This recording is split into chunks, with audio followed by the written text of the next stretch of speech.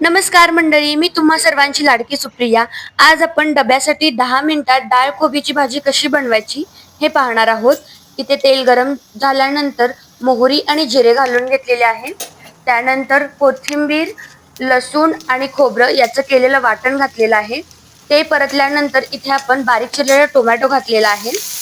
तुम्ही या चॅनलवरती नवीन असाल आणि चॅनल अजून सबस्क्राईब केलं नसेल तर सबस्क्राईब, लाईक आणि शेअर नक्की करा।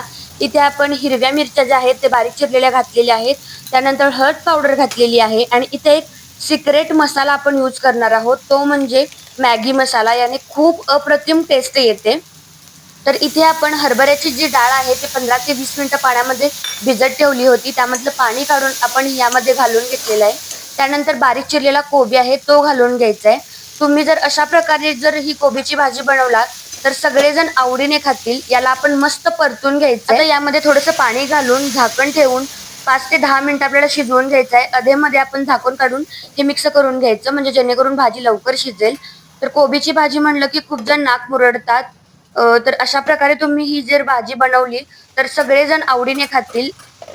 आता आपण झाकण काढून घेतलेलं आहे आणि भाजी मस्त तयार झालेली आहे। आता यामध्ये आपण चवीनुसार मीठ घालून घ्यायचंय आणि बारीक चिरलेली कोथिंबीर घालून याला मस्तपैकी तुम्ही चपाती भाकरी सोबत खाऊ शकता। मी इथे ही भाजी टिफिनसाठी बनवली होती, तर पाहू शकता तुम्ही टिफिनसाठी हा बेस्ट पर्याय आहे। इकडे मी चहा सुद्धा करायला ठेवला होता।